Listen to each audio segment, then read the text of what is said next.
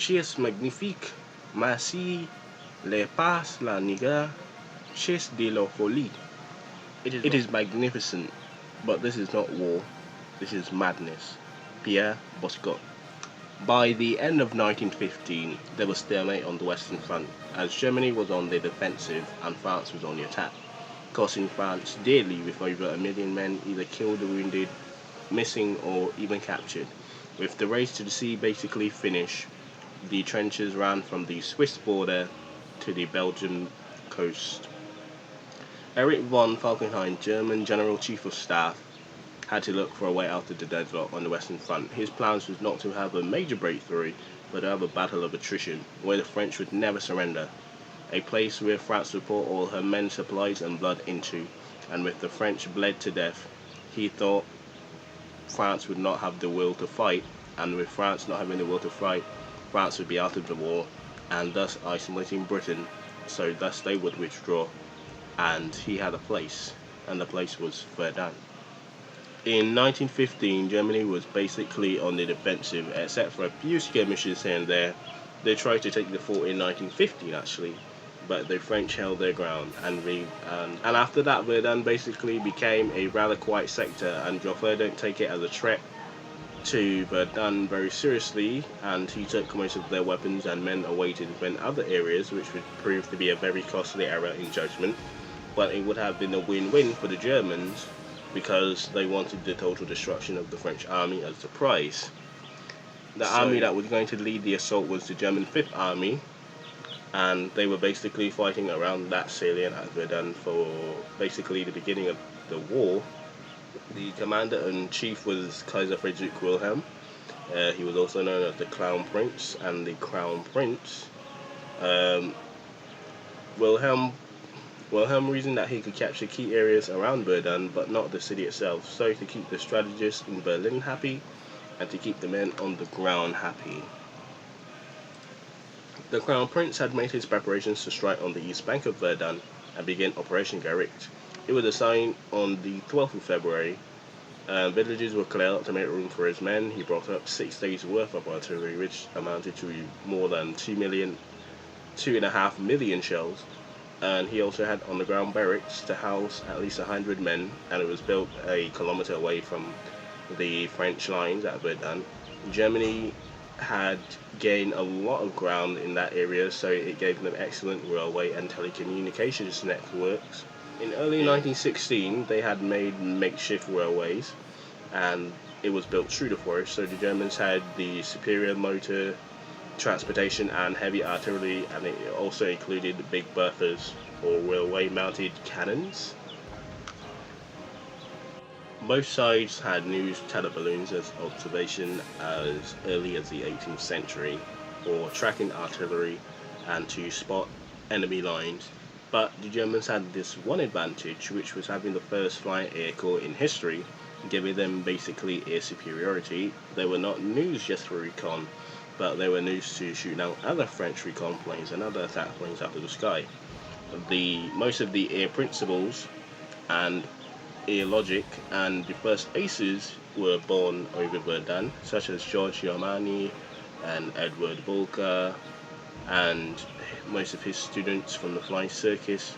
And actually, George Yarmany had the famous red color, which would be later copied by Baron von Richthofen later on in the war. So the Germans had gathered 168 machines, most of them being aircrafts, but they also had 14 observation teleballoons and 4 Zeppelin airships. Also, one more thing for the air war, the Fokker E-1 actually made its debut over Verdun as well, but the French had 200 aircraft but the French had 200 machines to the Germans 168, so soon the French would outmatch the Germans, but this still worried Émile Drian, who actually wrote to the Minister of War for more men at the garrison, but Joffre was kind of angry at Drian for not going through the proper channels and going behind his back, but he quickly changed his mind and ordered 2 more divisions to the garrison on the 12th of February, which was actually a very lucky thing to do, because the attack was supposed to start on the 12th, but because of fog and thaw and snow, a little bit of snow, it was held back until the infamous 21st of February.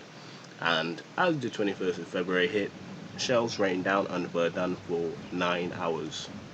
The French did not know where the assault was coming from. The Germans had multiple preliminary artillery strikes. Colonel Emile Durand gave his ready wing to his baton for safekeeping as he entered the fort to give orders. As shells exploded around him, he looked out his bunker and saw that the defences were already destroyed right in front of him. By 8 o'clock, the French gunners who had escaped the bombardments and gas shells could do little to save their infantrymen on the ground with artillery, and the few French spotter planes that saw over the Argonne forest said that it was impossible to spot individual barrages as there were so many of them, and the woods were one continuous flames, and it made communication impossible because the Germans actually knocked out the railway and telephone cable line. So Verdun was basically cut off from France. So they had to use runners, and they had to run as fast as they can to get the message to the generals or NCOs or officers. It was a very deadly task indeed, and most of them never even made it back. Then the artillery rolled to the first line, and then it rolled to the second line, and then to the third line, and it did that over and over and over again every 15 minutes until 12 o'clock. Then it stopped. The French got out of their holes, or what was left of their trenches, as they thought they were ready for an infantry attack, but it didn't happen, and more shells rained down, catching most of them out in the open as it continued until 4 p.m.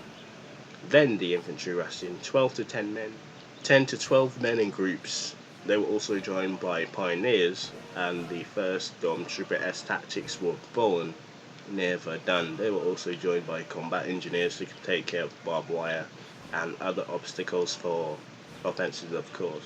As Durand saw both bunkers of R2 and R4 smashed and the trench line destroyed.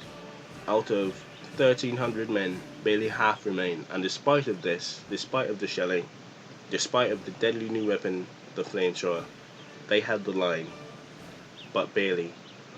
Durand said, "Non sommes les sont la place, les nous devons pas, nos et c'est toi. We are here, this is our place, they shall not move us from it." So the Germans basically attacked the R3 bunker that Durand and his chasseurs were at. 2 divisions of barely standing chasseurs were there, and the Germans basically encircled them and fired upon their rear as well. Relief rockets were sent up to answer for a defensive artillery strike, but none came. They repulsed the Germans twice actually, but with dwindling numbers of chasseurs, most of them running out of food and water, they could no longer hold out. So Durand and his remaining men retreated. As they did, the Germans shot them behind the back from behind, where most of the guns were, and most of them were actually gunned down. So Durand stopped to give aid to a downed chasseur in a shell hole. As he was in the shell hole, he was immediately shot in the head and fell dead instantly. But due to Durand's bravery and holding the bunkers at R2, R3, and R4, he lost a career. The Crown Prince could not get his objectives done for the 21st, giving the French just enough time to get their defences ready for the German attack that was obviously going to come now. As a gesture, the Germans buried him where he fell, and he still guards the Wadaquay to this day. Many French villages near Verdun were actually destroyed or taken by the Germans as they inched up closer to Verdun. The French railway and field guns fired upon these villages, thinking that the Germans were still in the villages, but they were actually going to be recaptured by some French, but they killed their own men instead, which the French would now call the ironic friendly fire. A few days saw 9 villages destroyed and felled to the Germans, never to be rebuilt again. On the 15th of March, Fort Douaumont was taken by 90 Germans. By default, the biggest and most expensive fort, the Pride of France, fell without a single shot. With this news, the French people around Verdun panicked, and some soldiers even shouted, "Chasseur par sous," which meant every man for himself. Many of them were obviously arrested in the streets, many of them were arrested for panicking in the streets and draining morale. So, Joffre finally took Verdun seriously and gave command to the infamous Philippe Pétain. He set up headquarters in Souy and called his commanding generals, and one even replied everything is going to be alright. The next morning, Pétain awoke with a double pneumonia, but despite this, he gave his orders of the day and began to plan the defences at Verdun. He knew the mostly neglected or minor forts around Verdun as he coordinated artillery bombardments on the 6th of March. So on the 6th of March, the Germans attacked on the right bank of the Meuse. Pétain knew they would, and he thought to himself why they hadn't sooner. But even though he thought about that, he had his artillery waiting for them. After a fierce opening of artillery from the German side, the Germans attacked the banks, but to Pétain, artillery was so destructive that they didn't have major gains on the east bank. The weather wasn't on the German side either, as they had to pull their guns through the summer thaw. Most of the snow was melting, so most of the dirt turned into mud, and most of their artillery was destroyed by the French counter-artillery as well. But what they did manage to fire actually destroyed most of the roads leading in and out of Verdun and most of the trees as well, and so the artillery on the French side basically had no cover. So the Germans then captured Fort Vaux. The next day, Pétain actually said his most famous lines: "Nous allons les l'abattre." He made the now famous road as well, de la Sacrée. It was mostly built by the Indo-Chinese and the North African troops, but it did sustain the defenders and kept them fighting for another day. More than 90,000 men and tons of food, ammo and water were reaching Verdun every week. But the weather, especially the thaw season, were making lorries and trucks stick in the mud, as many men had to shovel rocks and gravel under the lorries just to keep them moving. On a busy day, you could actually see a lorry pass every 14 seconds.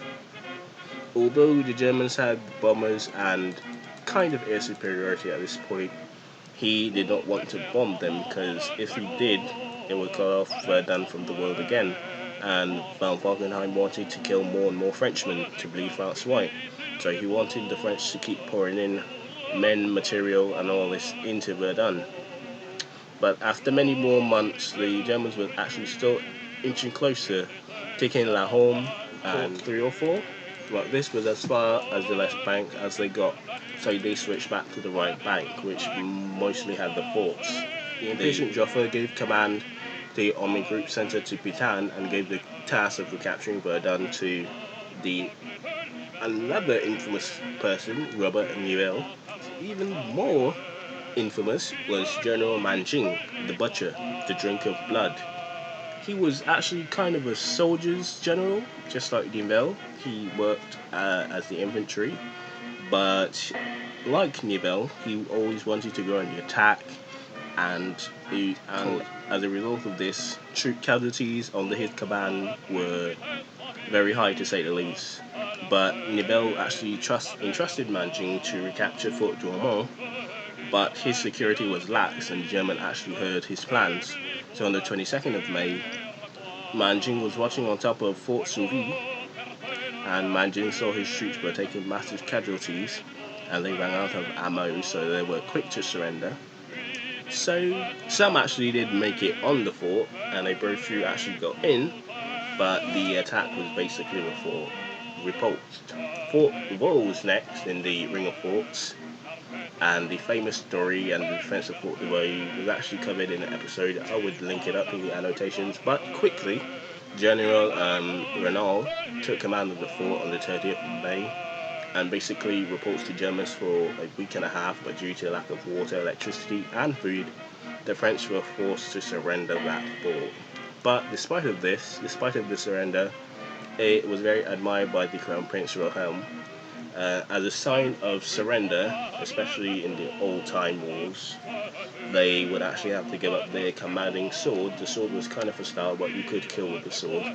So instead of accepting the sword as a surrender, he actually gave it back due to the will of fighting at the foe. As July rolled around, the French were actually turning the tide of the battle, and the Germans were basically being tired out. But the Germans had one more ace up their sleeve, so to say. They had a Fosstrom gas, and they hoped it would cause panic and destroy the French lines.